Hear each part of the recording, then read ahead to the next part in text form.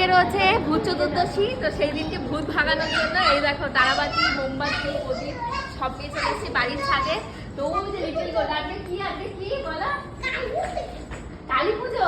সবাইকে বলো তো হ্যাপি দিওয়ালি। হ্যাপি দিওয়ালি।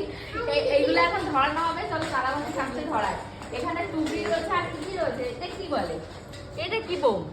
এটা চকলেট বোম। কি স্বর্ণ কিনে কি এগুলো কি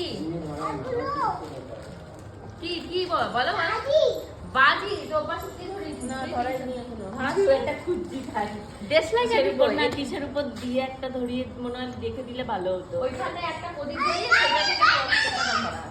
আবার কালকে কমেন্ট করেছে প্রদীপ থেকে প্রদীপ ধরানো না যায় না নাকি। চুকাতা প্রদীপ থেকে প্রদীপ ধরানো নাকি ওর আঙ্গুলে দেশলাই কেটে কেটে এরকম করবে নাকি ম্যাজিক? আরে একটা দেশলাই কাঠি দিয়ে কতগুলো প্রদীপ মোমবাতি থেকে ধরাতে হয় সেটা বলেছে। একটা প্রদীপ থেকে একটা মোমবাতি একটা ধরা মোমবাতি এই না এইটা কি এই এটার উপরে পাতো। ও আচ্ছা প্রদীপ পাতো আচ্ছা এখানে পাতো তাই বলছে না পাতে।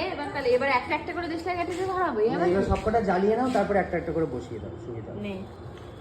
বাহ, এই বুদ্ধিটা করেছে খুব সুন্দর। হ্যাঁ মোমবাতির সাথে প্রদীপের সেট করেছে।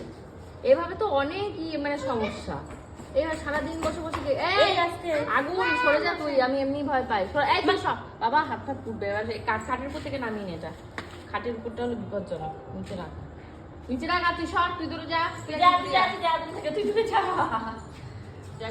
তুই গিয়ে এবার সাজিয়ে এটা দিয়ে দিতে হবে। এই যেখানে রং মশলা রয়েছে এটা কি বলে রে মামা? এই যে রং মশলা সরে আসো, এদিকে আসো। কি হচ্ছে না তো? এই দেখো ওই যে মা এসছে ধরো হাতে ধরো থেকে। ও আগের বারও করেছিল,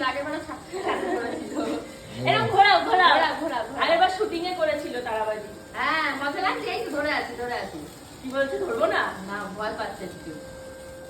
ব্যাস ওইটুকু পর্যন্ত মনে রাত ধরবে।